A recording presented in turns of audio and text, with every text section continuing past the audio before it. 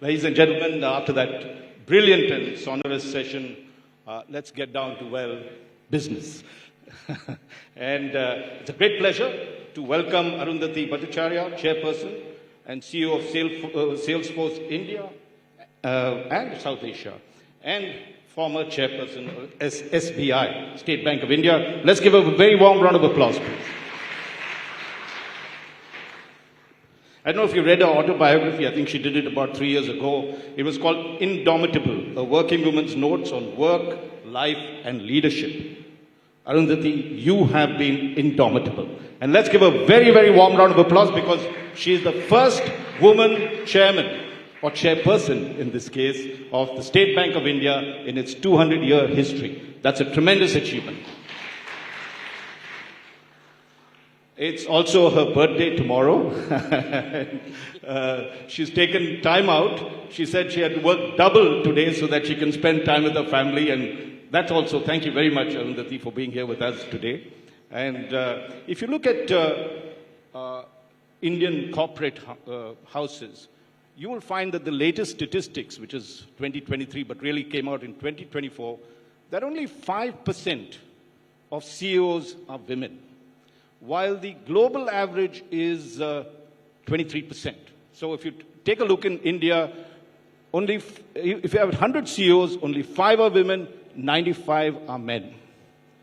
What is the reason for this tremendous queuing, and what does corporate India need to do to change that situation? Okay. So first of all, thank you very much to India Today for inviting me for this session. And thank you, ladies and gentlemen, for being here. You know, when you are talking about percentages, you are talking about 5% CEOs. In fact, even a 5% CEO ratio for me is an improvement, in the sense that when I was in SBI and I was looking after the HR of SBI for about a year and a half, during that period I found that while our initial intake of officers, and as you know in SBI it's a birth to death kind of employment. So the initial intake was 37%. At the senior management level, it went down to 4%. Okay? So enormous leakage in the pipeline. And as for being CEOs, at that point of time, the percentage was far less. All right? Now, if I go to the global Fortune 500 companies, and at that point, SBI was amongst the global Fortune 500 companies, there were only 2 banks that had women chairmen. One was Anna Butin of Santander, and Anna Butin, by the way, also means her father was the one who established Santander, so she came into it that way, and the other one was myself. So globally, we were not much far better off. Now today, globally, if it has come to 23%, I think, you know, India really needs to do something differently in order to ensure that women are given the kind of opportunities that they necessarily need to be given. Now, what is it that prevents women from going up? And there are a number of features. Very quickly, I would like to cover a few of them. The first thing that happens is, in India, women are positively the primary caregivers. It is true across the world, but very much so in India.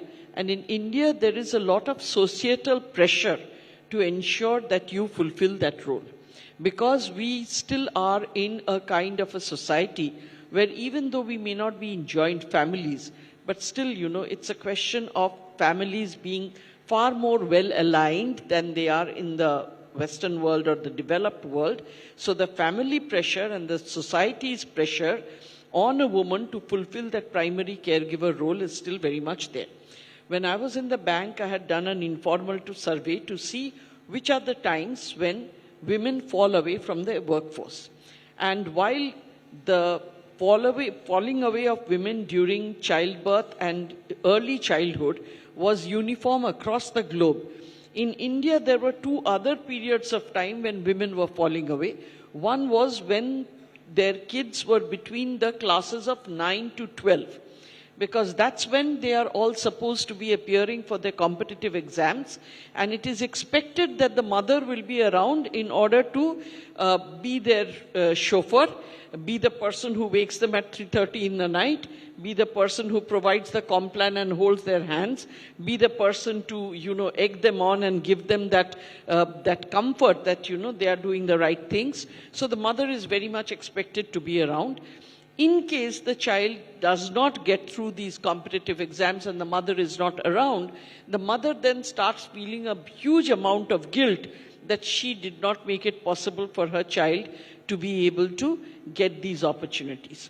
So that is the second time, in their lives when they fall away. And the last period that they fall away in is when either parents or parents-in-law fall sick, mainly because geriatric care in India is not sufficient. Whatever is available is extremely costly. Ultimately, it needs to be done at home. And even here, women feel a great sense of guilt because many of these people are the ones that allowed them to build their careers in the first place. And therefore, when they need support, to leave them in the hands of caretakers and go away to office, very often women feel too guilty to do that. And the net result is that they give up their careers. And that's the reason why, when I was chairman of SBI, I had created this 2-year sabbatical for both childcare and elderly care. Now, for elderly care, I don't think there is any other organization that gives that opportunity. But I had created that sabbatical because it was very important. And I know for a fact that many a career has been saved because of it. Because when somebody falls sick, you don't really know at what point of time, that this caregiving will no longer be required. And there was, in fact, a lady who came and told me that after 22 years in my career, my mother-in-law fell sick. She had supported me all the while. I could not leave her at home and come to office. I would have given up my work if it had not been for the sabbatical. I took a year's sabbatical. Unfortunately, she passed away in 3 months' time. And I came back and started working. But for those 3 months, I would have destroyed a career of 22 years. Because I didn't really know at that point of time how long she would need support. So, what I think is required, if you leave all of this aside, what is required is empathy in the workplace. That's the first thing. There has to be empathy in the workplace to understand the period of time that this woman needs support. If you, by the way, provide that kind of support, the woman comes back doubly loyal to the organization. And again, I have seen that happen. There was this one lady who needed support because her only child was in the US and was going through a very hard time. She wanted 4 months off. And in the bank, in the PSUs, giving 4 months off was unheard of.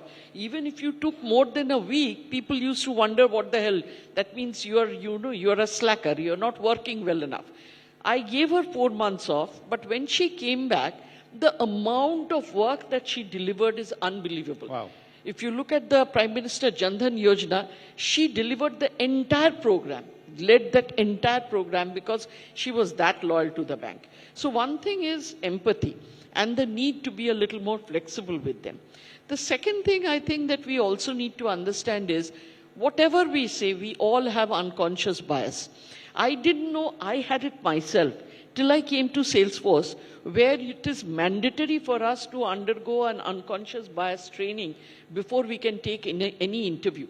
And when I was going through that training, I realized myself that the set of questions I was asking male candidates was materially different from the set of questions I was asking women candidates. And that should not have been the case. I should have been asking them the same kind of questions. I wasn't. So even I was personally, unconsciously biased. So we need to realize every one of us have biases, and unless we can get rid of them, women are not going to get the same opportunities. That's a fact of the matter. So empathy, unconscious bias, and last but not least from the women themselves, there is a need to start taking more risks and to step forward. Very often women are their own worst enemies because they keep second guessing whether they are ready for a position, whether they should go ahead and volunteer for it or not, whether they will be, shortchanging their family or the office. they second guess themselves way too much. It is important for the women themselves to step up. I think if we really work on these three areas, we will see many more women coming up in the corporate ladder. Let's give a very warm round of applause for that answer. I think you summed it up brilliantly. MG, you have a question? Yeah, Raj, I wanted to ask Ms. Bhattacharya about something that we often ask women professionals, particularly, about the work-life balance. Which is sometimes it seems an odd question, but at the end of the day, it is true that women battle a whole lot of things at home as well as the workplace. As in your case, in the initial days of your career, you have shared with us how you had to work in remote areas and you had to travel extremely long distances and the kind of support you received from your family. Could you recount some of those experiences and let us know if there is something really like a work-life balance that's possible in today's world for a woman? So, I don't really believe in this compartmentalization of work-life balance. I think you need to prioritize work at certain times and family at other times. And the way you can prioritize that is if you have a really good supportive team, both at work and at home. It is, there's no point in talking about teamwork only in the office space. You need teamwork at home as well. If you don't have teamwork at home, and teamwork at home means the caregivers, the people who work for us at home, your spouse, your neighbors, your colleagues' spouses, your friends, all of them need to be, your team at work, at home. And if you don't have that, then it's very, very difficult to manage. The second thing I think, you need to do and make a habit of it is, when you need help, please ask for it. Many a times we don't do that. We know we need help, but we hold back because we are embarrassed. We don't want to ask for it. Doesn't work. And last but not least, I think, we also need to understand that, when we are talking about work-life balance, if you are really and truly, interested or passionate about what you are doing, you will do well in both. You can't do well at home and badly at work, or badly at home and well at work. The person who works well in both situations is really the balanced person. And it's not true that they are doing everything equally well at the same time. And why we don't do that is, many a times we have a controlling nature. We are not willing to give up control. I know lots and lots of women who will give up control in the office, but they will not give up control of the kitchen. Frankly speaking, it doesn't make any sense. There's a book called Don't Sweat the Small Things. And I think they speak exactly to what we need to do. We should stop sweating the small things. I really don't know what is the menu today. I leave it all to the persons who take care of my house. And I think, I have not suffered for it. So the fact is, you need to know what to give up and what not to give up. The same thing in the office. In the office, if you think you are going to be totally controlling whatever is the target you are being given, you are the only person who knows how to achieve it, or you are the only person who knows, at what stage an opportunity is, then you are looking for trouble. Absolutely looking for trouble. Because you cannot be everywhere at all times. So when you are stepping away from work, for whatever reason, the team should be able to cover that breach without you being missed. And that's why I often say, that your absence shouldn't be missed, but your presence should be felt. If you can do that, well then I'm telling you, all of this talk about work-life balance itself, it works itself out automatically. One of the things, Arundhati, is that this is drivers of change. And one of the areas that really requires change is women's access to capital. There seems to be a bias on that front. And you've handled the largest bank in India. What would you say needs to be done to ensure that they get a fair game in this? So women's access to capital, actually one of the reasons, of course, is that women are really not owners of assets to the extent that we want them to be. At one point of time, I had taken certain, of course, this was a number of years back, that only 1% of the real estate in the world is actually in the name of women alone. Okay, it's as bad as that. One of the reasons why we started a campaign when I was in SBI, we started what we called Har Ghar. Har Ghar in English would be HER, meaning her house. In Hindi, it would be Har Ghar, means every house. Okay, Har means every in Hindi. So Har Ghar was actually the campaign that we started. And we said wherever it is only a woman taking a loan or the woman's name is first in a loan document, we will give them 5 basis points off. Of course, there was a lot of lampooning about it in the newspapers because they said at the end of the day, 5 basis points will only get you a tin of rasgulla at the end of the term. But whatever it is, after about a year and a half, we found 23% of the loans actually had the names of women in them as the first name, which I think was a great improvement. So the thing is, basic thing is, first of all, women don't own assets. Second thing is, even where women do own assets, very few of them will actually use it in order to raise leverage or raise loans without first talking to their people at home. Okay? And the moment they talk to the people at home, especially the men folk immediately will tell you, no, it's too risky, don't do it. If it was their job, they wouldn't think it's risky. If it's the woman doing it, they think it's too risky. Now, that's just the way society is. And actually speaking, if you don't have any kind of collateral, raising capital is always a problem. First and foremost, you have to convince people that for you, the priority will not be only your family, it will also be your work. And if they are giving you either a loan or equity, they need to be convinced that you are actually going to look after it with all your, attention, the same way any other man would.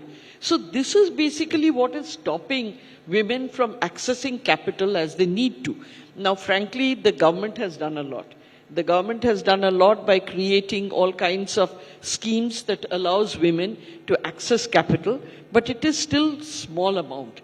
These are not bigger loans. For getting the bigger loans, actually, again, it's up to us and also our male allies to make sure that we are able to convince people that yes, when we take up a job, we take it up really, really seriously, and we mean to do what we are saying we'll do with all seriousness. And actually speaking, it is the case. When women actually take these risks, they take it after a lot of thought, and they carry through with it. But it's just that, we need more change to come into society. We need people to empathize more with these people, to understand that these people are really making an effort. And I know of so many entrepreneurs who have started so small and they have really grown today. They are still working from home. They are still using their drawing rooms as their showrooms. But all the same, they still have been able to manage without any help from anybody, without any capital from anybody. Had they received those capital, they could have been much bigger. But the fact remains that, this is something that society has got to sort of evolve towards. And I think the only way is for the formal agencies to recognize this and to try and rely more on them to actually deliver the results. Thank you. Ms. Bhattacharya, one thing I wanted to ask, since we also are celebrating today some of the finest technology innovations, technology is something that is really touching, everybody's life, and with AI, it's become extremely disruptive in every facet of life. You are a person who pioneered technology in a big way at SBI, and today you are at a company which is the largest customer relationship management firm in the world. Could you tell us a little bit about how you see technology becoming disruptive, and what is that gives India the edge in technopreneurship? So, and you did YONO, if I'm not mistaken, the State Bank of India website that you do your access. You brought it during your tenure. That's yes. right.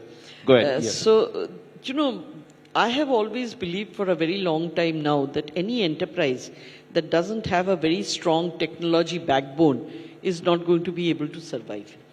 Because technology today is something that is bringing about changes at a pace that is almost unimaginable. we had a number of industrial revolutions. Today, the industrial revolution that is happening at an unimaginable pace. Whatever you know of technology today is outdated tomorrow. You saw the way, OpenAI, when they came in with their model, how quickly they got disrupted by DeepSeek. Okay? And DeepSeek, believe me, is now getting disrupted. Alibaba has already come with a model which says that they are far better able to understand the emotional responses of people than DeepSeek can. And believe me, this will only keep, getting faster and faster. Whether technology will be disruptive? Absolutely. It will be 100% disruptive. But can technology do everything? No, it can't. In fact, one of the books that was recommended by our Chief of Engineering in Salesforce, it's called Artificial Intelligence Snake Oil, AI Snake Oil.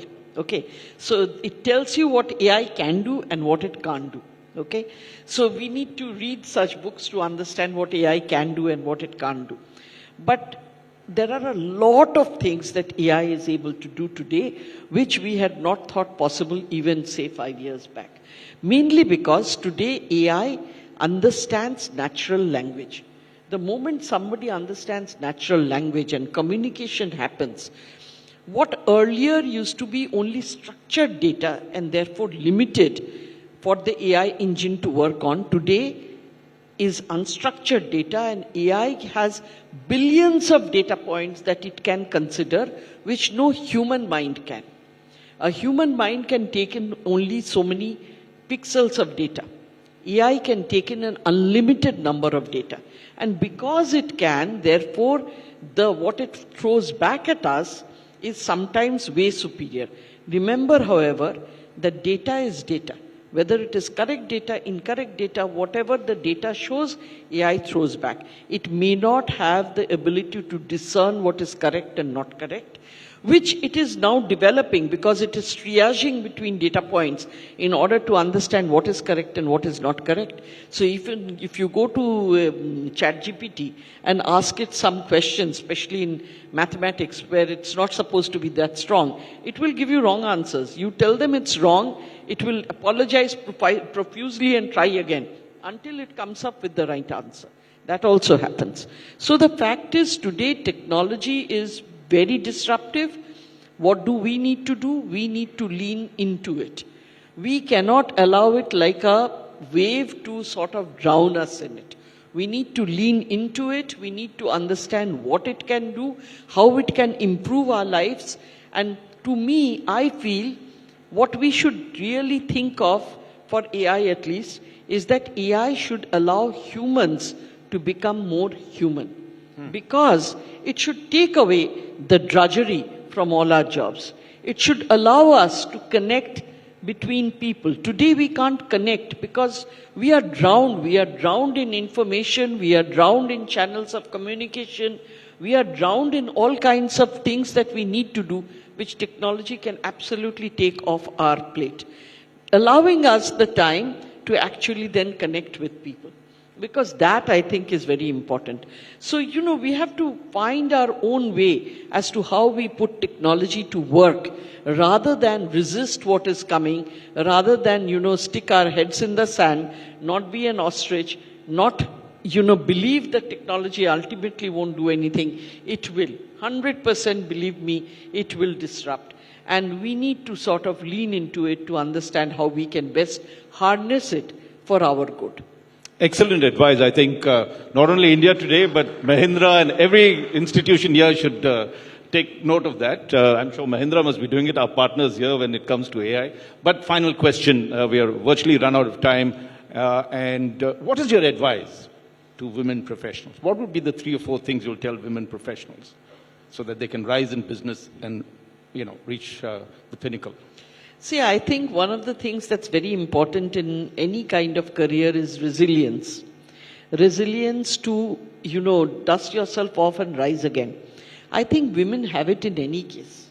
Those who are resilient to childbirth are actually, capable of anything.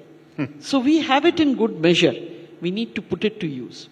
The second thing I think women have, and that is because of millennia of the way women have been treated, is the ability to listen. Okay, we listen not only to words, we listen to body language, we listen to tone, we really listen to what is being said within the words that are being said. That's our second strength. We should use it. And the third one, I think, is that we are really masters at multitasking. There are so many balls that we are juggling all the time, and believe me, most of them are glass balls. They are not wooden ones. So we can't afford any of them to drop. Okay, if you forget to pay your child's tuition fees, that child is going to get, yelled at by the school teacher. At the same time, you have to remember that you have also got to order chicken and pay for it. Otherwise, there won't be dinner on the table. You also have to remember that the boss has a deadline. So you have to give something to the boss. You also have to remember a customer has called with a particular problem and you need to solve that. So there are multiple things that we are masters at it. Now, what we are masters at, let's try to use those things, whether it be resilience, whether it be ability to listen, whether it be multitasking. Let's use those actually, use those things that have come to us because of the way that, women have been treated over centuries. Let's use that to make our place in the world. Yes, it is very important for us to get understanding from the people around us, and which is why I like to talk about women when the room is at least half or more filled with men, because we need them as our allies. There is no gainsaying that we need men as our allies. But please, at the same time, let us help ourselves to the extent possible, and let us, hang on. It is very important to hang in there. Giving up is the easiest thing in the world.